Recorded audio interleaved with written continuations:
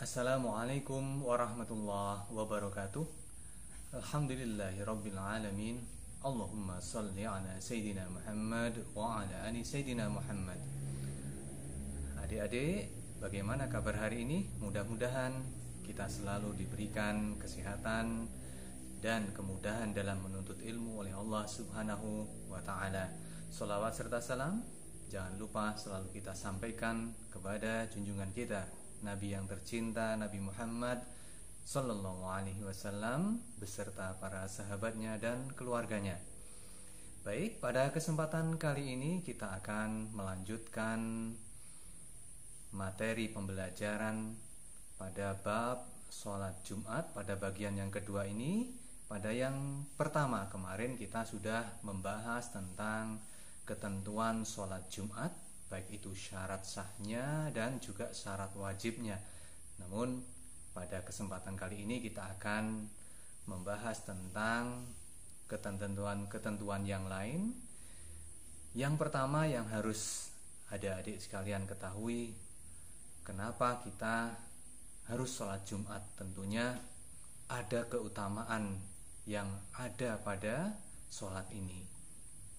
Salah satu keutamaan yang ada pada sholat Jumat yang pertama adalah ketika kita melaksanakan sholat Jumat, Allah akan menghapuskan dosa-dosa kita.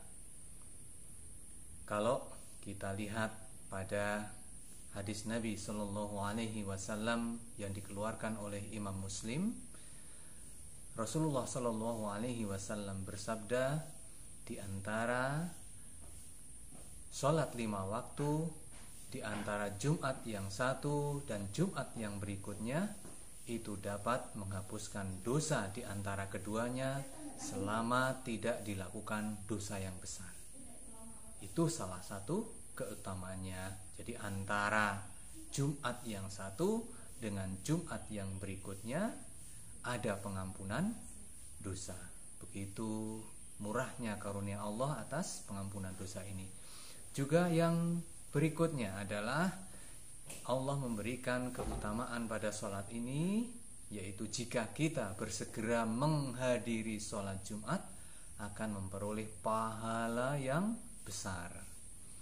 Rasulullah Shallallahu Alaihi Wasallam bersabda yang diriwayatkan dari Abu Hurairah, barang siapa mandi pada hari Jumat sebagaimana mandi janabah lalu berangkat menuju masjid, maka dia seolah berkorban dengan seekor unta.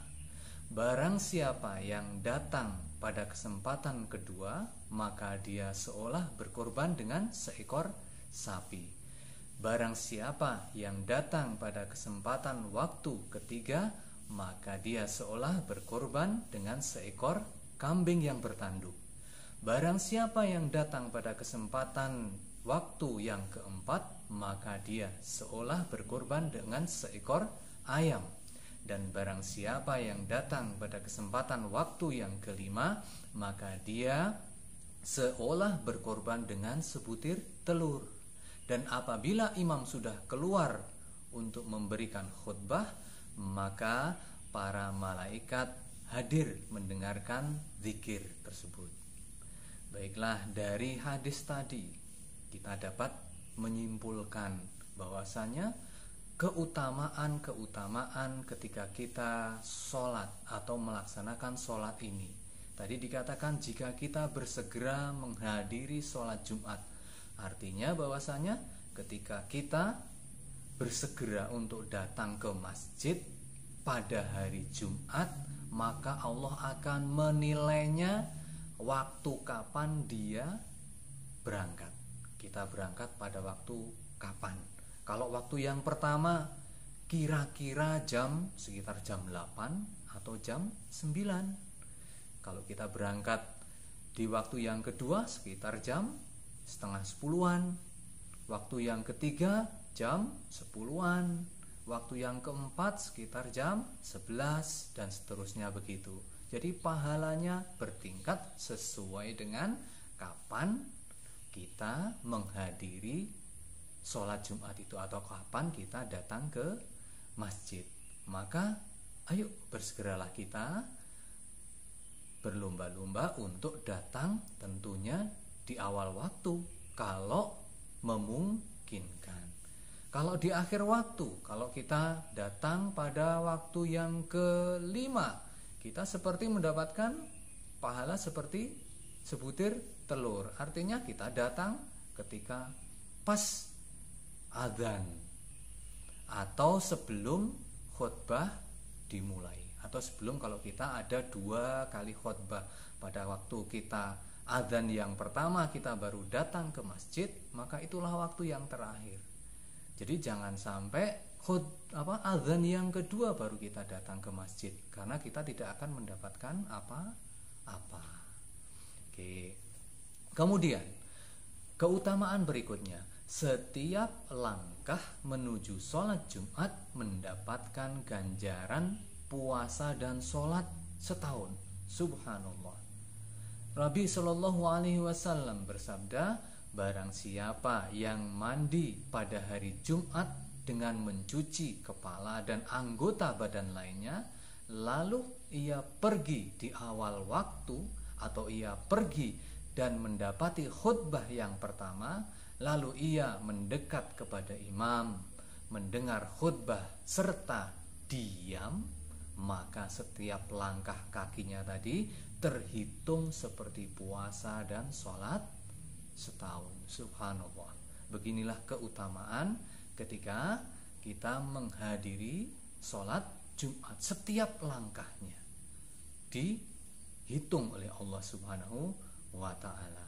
Maka jangan sampai setiap hari Jumat kita datang di akhir waktu, karena keutamaan atau pahala yang besar ini akan sulit kita dapatkan.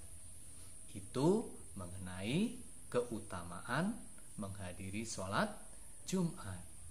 Kita lanjut ke ketentuan sholat Jumat berikutnya yang berhubungan dengan khutbahnya sekarang.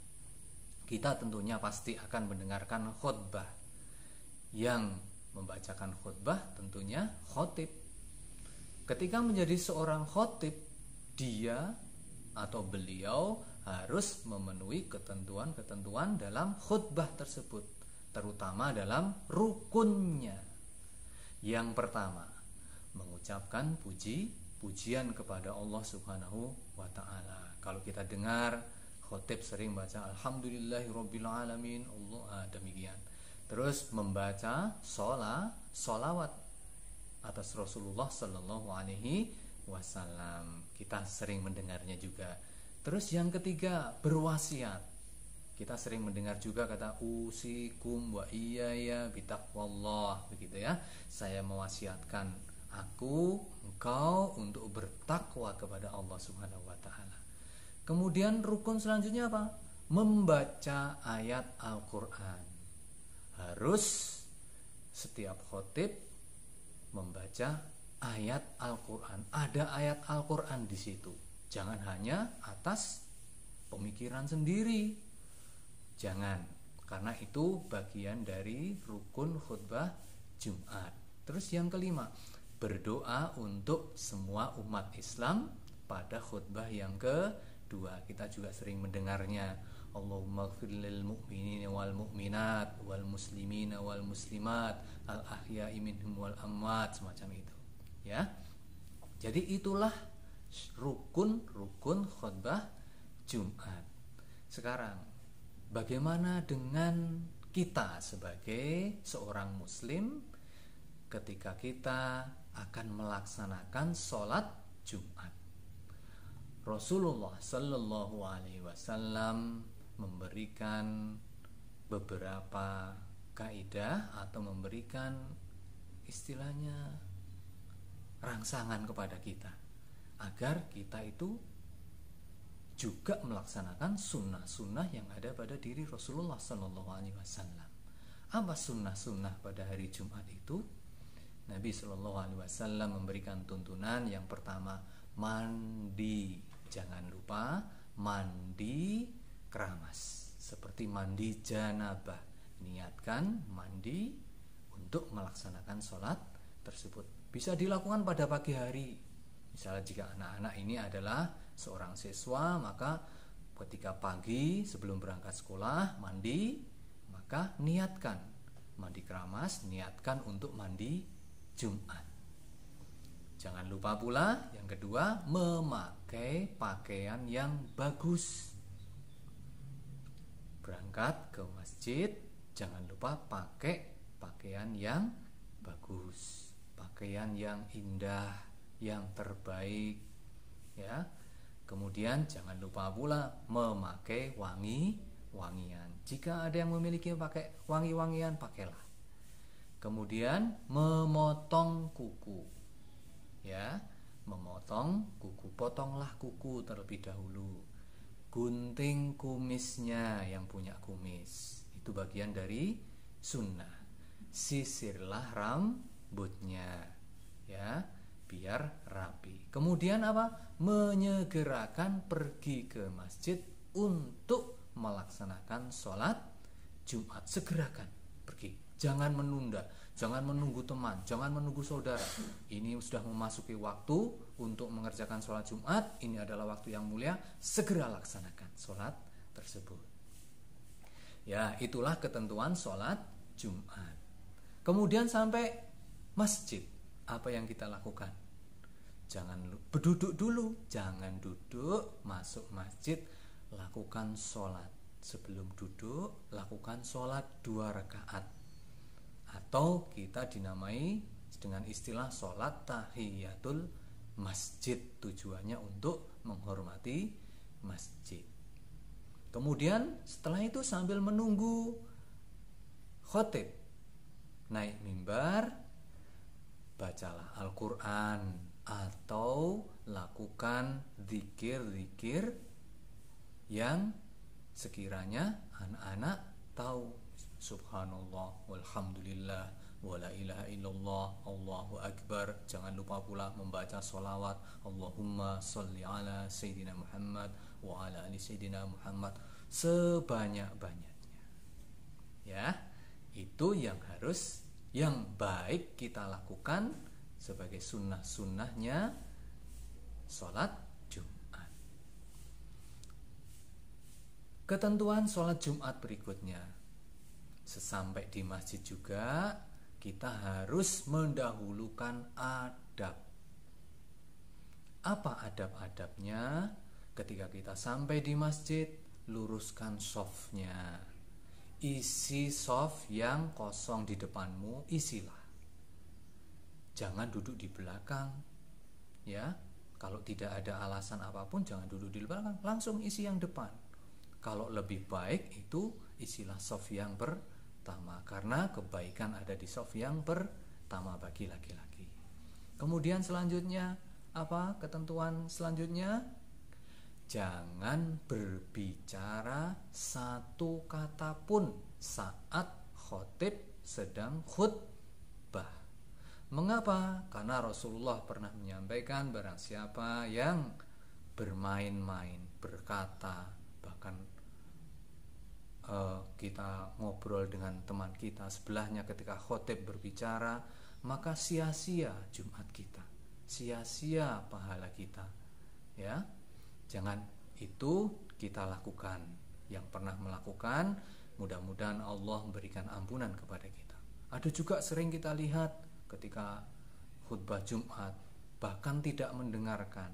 Ada yang menikmati apa? Menikmati kesenangannya sendiri.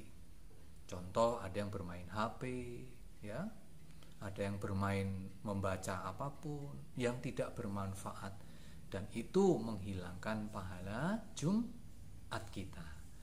Oke, itulah beberapa ketentuan yang ada pada sholat Jumat. Mudah-mudahan yang singkat ini memberikan manfaat untuk kita dan kita dapat melaksanakannya dengan senang hati. Karena apa? Karena pahala tadi, karena keutamaan yang diberikan oleh Allah, yaitu tadi apa? Menghapuskan dosa. Atau jika kita bersegera menghadiri sholat Jumat, pahalanya yang besar, ya kan? Setiap langkah terhitung. Maka ketika kita lakukan itu dalam setiap Jumat kita, mudah-mudahan kita akan menjadi manusia yang lebih baik, dan menunjukkan bahwasanya rasa takwa kita kepada Allah Subhanahu wa taala meningkat, dan kita mudah-mudahan selalu diberikan hidayah oleh Allah Subhanahu wa taala. Baiklah, itu yang bisa saya sampaikan pada kesempatan kali ini. Mudah-mudahan bermanfaat. Subhanakallahumma wa bihamdika asyhadu an la ilaha illa anta astaghfiruka wa atubu ilaih. Assalamualaikum warahmatullahi wabarakatuh.